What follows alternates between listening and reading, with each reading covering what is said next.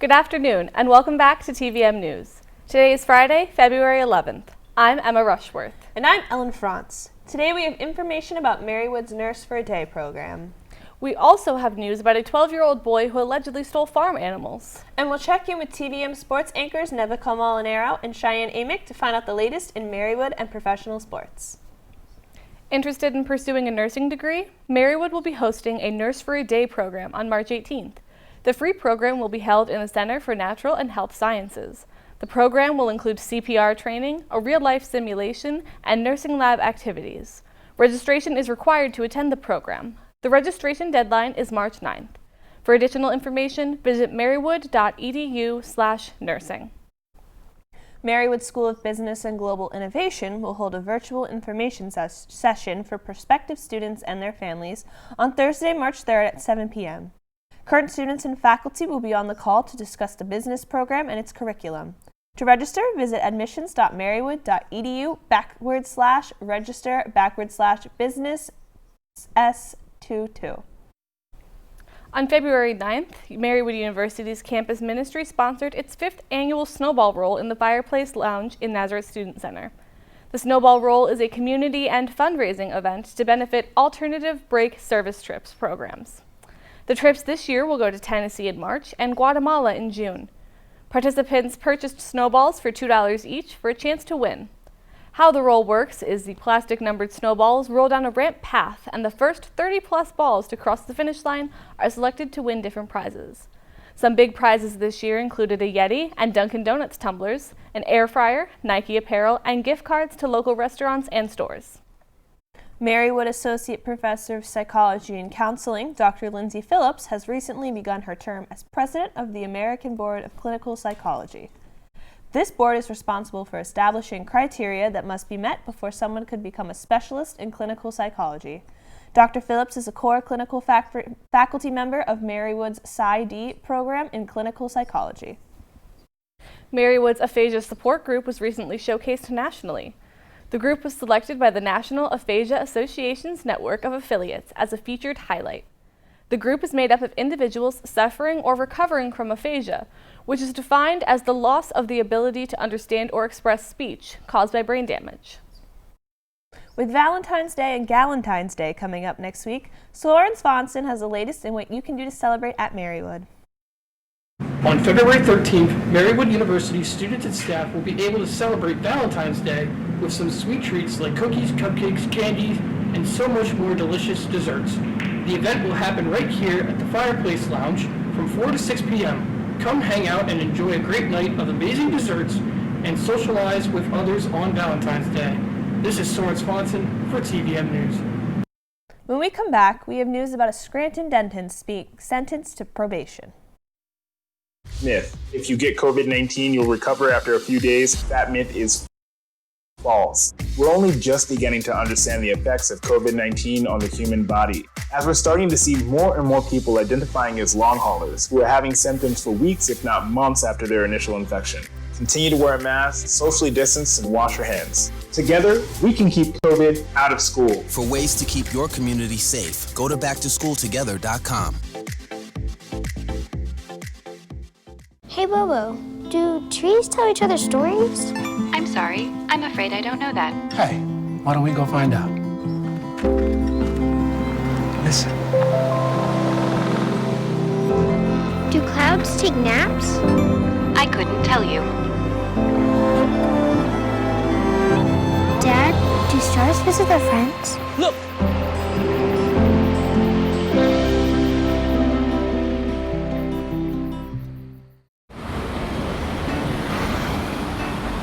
Hey, let's check out this park.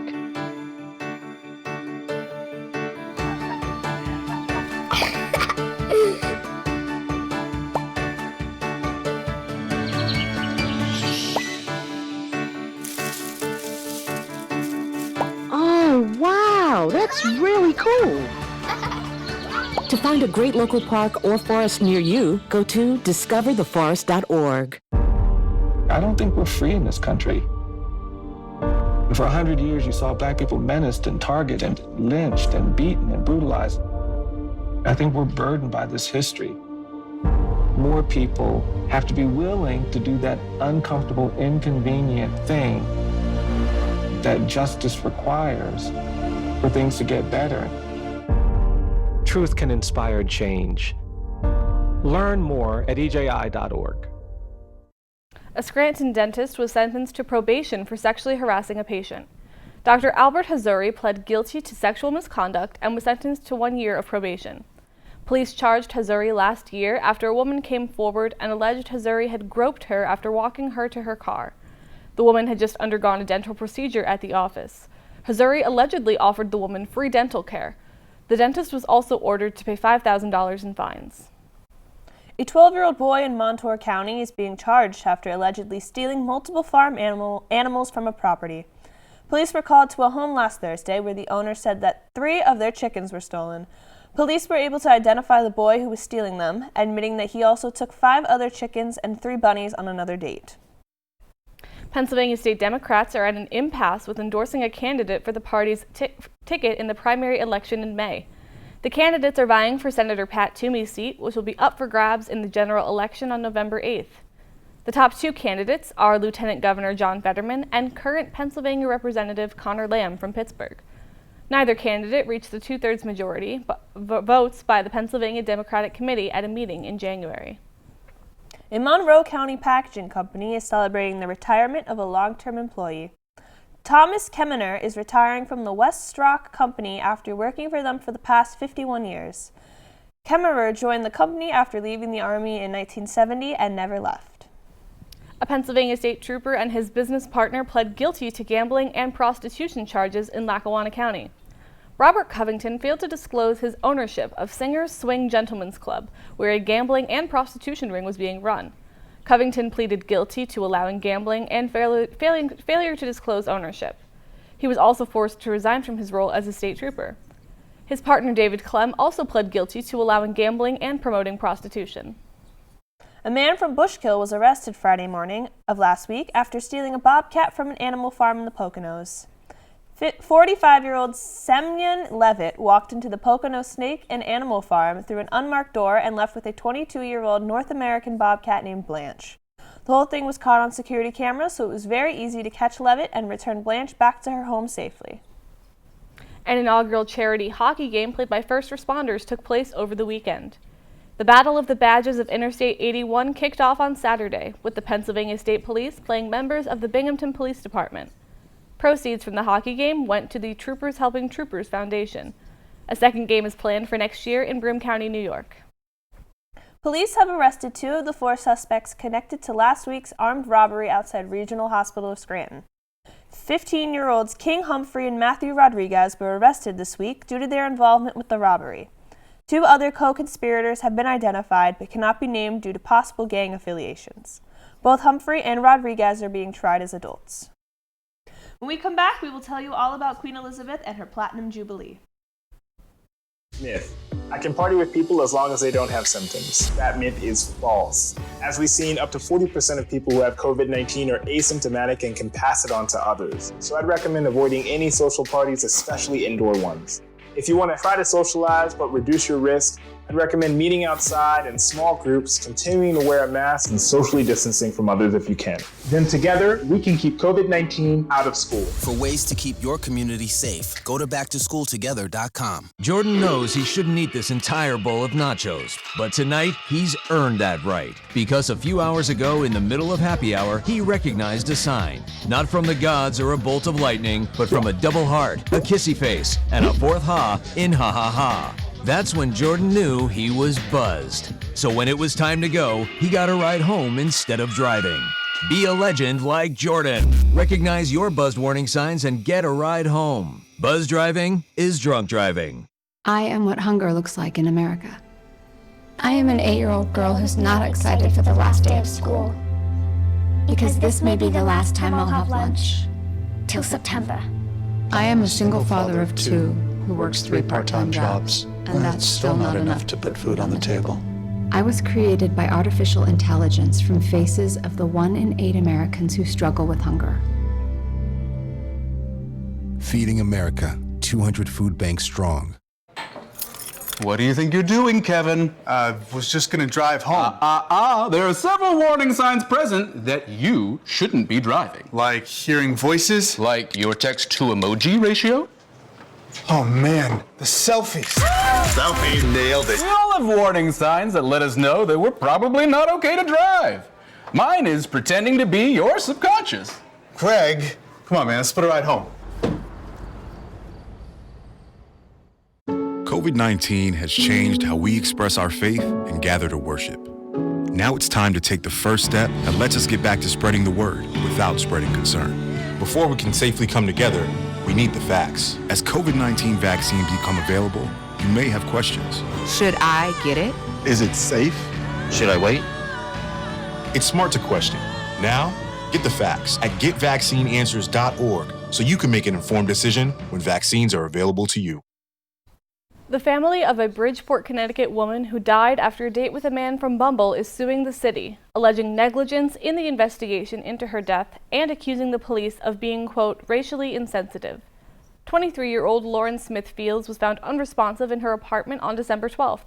An unidentified 37-year-old white man was the last person with her before her death, but is not being considered a person of interest according to police. An attorney for the family alleges the police department violated their 14th Amendment right to due process by mishandling the case. Police allegedly did not notify the family of Smith Fields' death and did not search her apartment for evidence until 2 weeks after her death. Smith Fields' case, a cause of death has not been determined, and the family is awaiting results from an independent autopsy. The University of Nebraska-Lincoln is changing their mascot's logo due to its hand signal looking very similar to one used by white supremacists. The cartoon of mascot Herbie Husker originally pictured him doing the OK hand signal. However, the hand signal looks very similar to the one used to represent white power. The school has announced that Herbie Husker will not only have one finger up to signify that the school is number one. A new study shows that excessive cannabis use in adolescents can cause cognitive impairment that can linger for weeks after use. Slowed processing speeds, memory issues, and difficulty focusing were all highlighted as side effects of heavy cannabis use in young adults. Because the brain doesn't fully develop until age 25, the use of controlled substances can alter the brain. In the United States, 22% of high school students reported cannabis use in the last 30 days. One person is dead and 4 are injured after shooting at a hookah lounge outside Virginia Tech. The incident occurred Friday night around 11:53 p.m. Virginia Tech's campus was then put on lockdown until the early hours of Saturday morning. No suspect has been named yet, and the status of the injured is still unknown. Police in Florida have a new approach to cracking down on drug sales. The Polk County Sheriff's Office began a new program called Swipe Left for Meth in July. With the knowledge that drug dealers were exploiting LGBTQ+ apps to sell drugs, authorities created fake profiles on Grindr, Tammy, and Scruff. Certain emojis or code names were used to discuss drugs and arrange the meetings. The most popular drugs sold were marijuana and meth. Grindr said in a statement that it works hard to remove bad actors and encourages users to report when they see that behavior that violates their terms of service. Queen Elizabeth II celebrated her Platinum Jubilee this past weekend. The 95-year-old monarch has now sat on the throne of England for 70 years. The celebration comes a few months after the death of her husband, Prince Philip, and in the shadow of the controversy surrounding her son, Prince Andrew's associations with Jeffrey Epstein and grandson Prince Harry's departure from the royal family with his wife, Meghan Markle. The Queen's health has been declining in recent months, but Prime Minister Boris Johnson said she still shows, quote, inspirational sense of duty and unwavering dedication to her nation. A top advisor for national security warned of an imminent invasion of Ukraine by Russian troops. National Security Advisor Jake Sullivan spoke on national news shows on Sunday about the increase of Russian troops along the border of Ukraine, saying that President Vladimir Putin could be preparing to launch an invasion in the coming weeks. An invasion would launch a large-scale global conflict, as the United States has sent troops to Ukraine to aid in the event of an invasion, and its NATO allies would be expected to follow suit. However, officials within the United States government said that a diplomatic solution to the issue could still be possible, avoiding an invasion. The man known as the Waffle House shooter has been sentenced to life in prison without parole. In 2018, 33-year-old Travis Reinking opened fire in a Waffle House in Nashville, Tennessee, killing 4 people. Reinking had a history of mental illness, claiming that someone broke into his apartment, drugged and raped him, and when he asked God what he could do to cope with that, claims that God told him to open fire at a Waffle House. When we come back, we'll check in with TVM sports anchors Nevica Molinaro and Cheyenne Amick for the latest in Marywood and professional sports. Hey world, I have a quick message. It's about safe driving. Alright, let's go. Anytime you're driving, have the seatbelt buckled tight. Both hands on the wheel and your phone out of sight. When not in your hand trying to text somebody back. Because if you do, your car might get smacked. The moral of the story, just put your phone down. The people on the road will stay safe and sound. Put your phone down, put your phone down. People on the road will stay safe and sound. Yeah.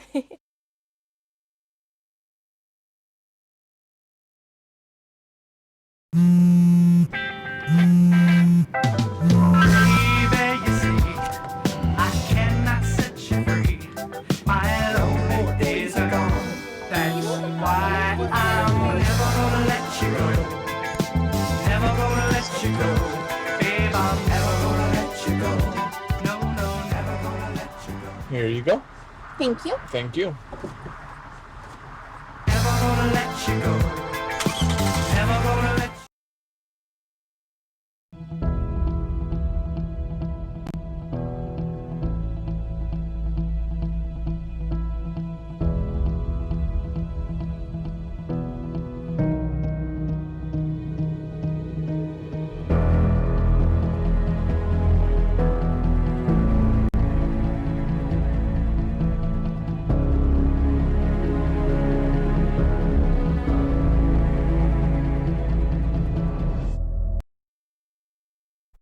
Good afternoon, Marywood. I'm Cheyenne Amick.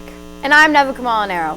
I don't know about you, Cheyenne, but it's been an exciting week in the world of Marywood sports. I can't wait to hear all about it. Professional sports had a rather thrilling week too. Let's get to it. While we were all freezing in the snow during winter break, the Marywood men's basketball team got to take a trip down to Naples, Florida for some of their travel games. On December 19th, our boys went up against Berry College of Georgia, and on December 20th, battled against St. Mary's College of Maryland. Unfortunately, our boys lost both games, but at least they got to have some fun in the sun as a team. More recently, our boys have currently a 4-game loss streak. Their most recent loss was this past Wednesday against Marywood-University, where they suffered a 63-76 loss. After last week's loss to Marywood-University, 56-66 on our home court, our girls were out for revenge. This past Wednesday, after a hard-fought battle at Marywood-University, the Marywood women's basketball team was victorious in overtime, with a score of 73-70. Here's special correspondent Soren Svanson with the basketball schedule updates. For today's sports special segment, I'm here in the basketball gym of Insulanco Arena, where the Marywood Pacers will take on Centenary University on Saturday at 1 p.m. for the women and 3 p.m. for the boys. Friends and family will be able to support our Marywood Pacers by watching the game at Insulanco Arena and as well as the Atlantic East Conference Network.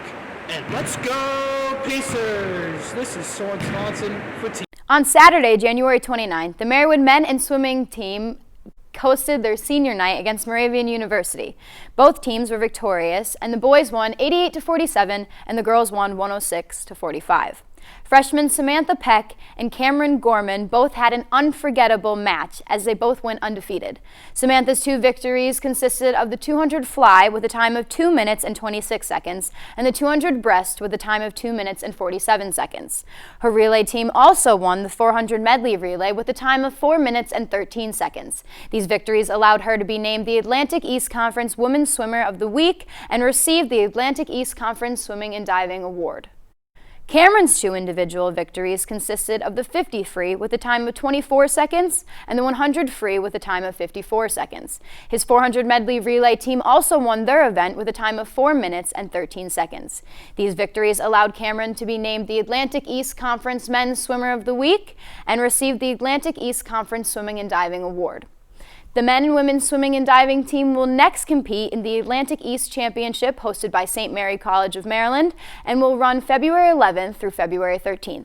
Good luck, Pacers. Last Thursday, both Marywood's men and women's cross-country team won the United States Track and Field Cross-Country Coaches Association Team Academic Award for their academics this past fall semester. The Marywood's track and field season has officially started, and the team has been smashing the record books.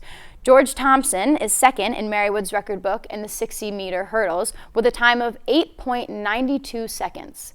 Katie Shea now holds the second fastest mile time in program history with a time of 5 minutes, 38 seconds, and 61/100ths of a second. Not far behind her, Lainey Straub now holds the mile in third place with a time of 5 minutes, 41 seconds, and 93/100ths of a second. Miriam Hamidi became the second fastest 400-meter dash runner with a record of 1 minute, 6 seconds, and 50/100ths of a second. Rashid Cleary tied Marywood's top record in the triple jump with a score of 11.85 meters. And lastly, John Russo, Mike Kelly, Jack Baronski, and Thomas Lee broke the school record for the 4x800 relay with a time of 8 minutes, 27 seconds, and 59/100ths of a second. That's going to do it today for Marywood Sports. Cheyenne, you think the professional sports can top all those broken records? That's a lot of new names in the record books. I don't know if pro sports can beat that, but I'm going to try. Major League Baseball and the Major League Players Association will have their next bargaining session of the current MLB lockout tomorrow, Saturday, February 12th. This will be the fourth bargaining session since the lockout started back in December of 2021. The league requested a federal mediator late last week, but that request was denied by the Players Association, citing, quote, "The clearest path to a fair and timely agreement is to get back to the table." The MLPA is still waiting on a response from their last proposal made February 1st, and the MLB told them that they are willing to sacrifice regular season games at a previous session. Currently, opening day is scheduled for Thursday, March 31st. Going strong at 70 days and growing, the lockout is the longest stoppage in baseball history, just behind the 1994-95 strike that lasted 232 days. Team USA was finally awarded their first gold medal of the 2022 Winter Olympic Games on Wednesday, thanks to Lindsay Jacobellis at Connecticut, competing in the snowboard cross. This is her fifth Olympic Games and her second medal, previously being awarded a silver medal in the 2006 Olympics, after defeating Chloe Trespuch of France. The 36-year-old became the oldest medalist in the sport. The United States currently has 10 medals in total, 4 gold, 5 silver, and 1 bronze. Abby Rock became the first Indigenous woman to play hockey for Team USA at the Winter Olympics by competing in the preliminary match against Finland on February 3rd. Rock is a member of the Wanapitchi First Nation, a tribe primarily located in Capril, Ontario. Her father, Jim Rock, is a scout for the Toronto Maple Leafs. After a tough season for the snowboarder, it was announced on Saturday that 3-time Olympic gold medalist Shaun White will retire after the end of the 2022 Beijing Winter Olympics. The 35-year-old won his first gold medal at the 2006 Olympics in Turin, Italy, before going to get a gold at Vancouver in 2010 and Pyeongchang in 2018. This is the 5th Olympics he is competing in, but is confirmed that this will be his final. White also noted that it will be most likely to be the last time he competes, as he usually takes a season off following an Olympic Games. Quote, "This has all had its amazing glow, as I've decided that it will be my last Olympics," White said. "I've given it my all. There have been some ups and downs on the way to get here, and with that, I feel I've gotten stronger and better." After competing in last night's half-pipe final, White fell short of a medal, coming in 4th overall with a score of 85 points. Hirano Amimu of Japan took home gold, Scotty James of Australia took home silver, and Hans Scherer of Switzerland took home the bronze. The New York Giants hired Laura Young as the franchise's director of coaching operations this past week. It has been believed to be the first time the Giants have added a woman to be a part of their coaching staff. Young's previous NFL experience comes from being a part of the Buffalo Bills as their manager of football administration and assistant to the Bills head coach. Prior to her work in Buffalo, Young worked for the Baltimore Ravens and the New York Jets. The Cincinnati Bengals and the Los Angeles Rams will be going head-to-head this Sunday, February 13th for Super Bowl 56. The game will begin at 6:30 p.m. Eastern Standard Time, and the Rams will have home field advantage as the game will be at their home stadium in Inglewood, California. This matchup comes after the Bengals beat the Kansas City Chiefs in a 27-24 overtime game during the AFC Championship, and the Rams beat the San Francisco 49ers 20-17 during the NFC Championship. This is the first Super Bowl in 3 years where the Kansas City Chiefs will not be one of the teams competing. The historic timeline must not be resetting anytime soon, as we will not be seeing the Kansas City Chiefs and the San Francisco 49ers compete against each other in a titular moment in 2020 before the world shut down due to COVID-19. That's all for professional sports this week. When we come back, Ellen and Emma will update you on the new member of the Biden family.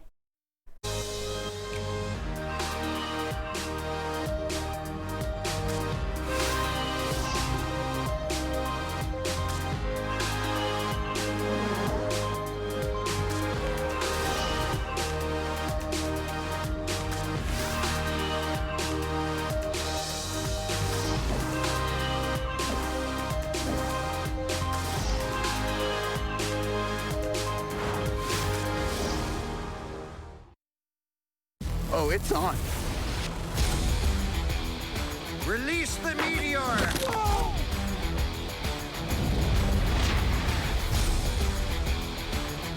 He's looking at you, kid.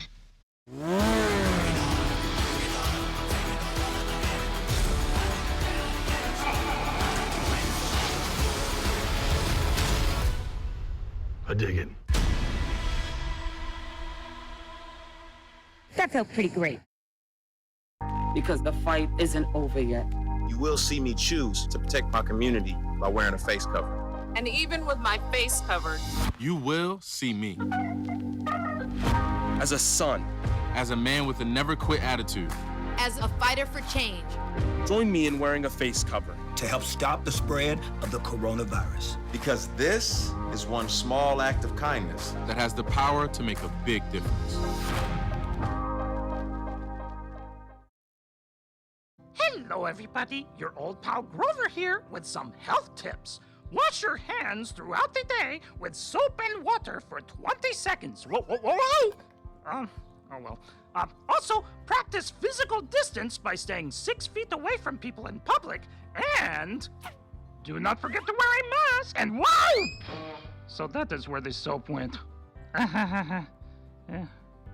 Caring for each other because we are all in this together.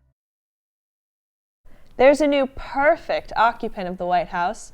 Willow, a gray short-haired tabby cat, has officially been adopted by the President and First Lady Biden. Dr. Jill Biden was apparently behind the adoption of their feline friend after Willow jumped on stage during a campaign speech outside of Philadelphia in 2020. Willow is named for her hometown of Willow Grove, Pennsylvania. You're a cat person. How do you feel about this? I'm pleased. I think her first act as White House pet will be to mandate that every cat can have a little salami as a treat. As a treat, absolutely. That's going to do it for this week's edition of TVM News. From everyone at TV-Marywood, thanks for tuning in. Be sure to follow TV-Marywood's YouTube page and like the TVM Facebook page to stay up to date on the latest happenings and to watch additional content. I'm Emma Rushworth. And I'm Ellen Franz. Have a fantastic weekend, Marywood. We'll see you next week.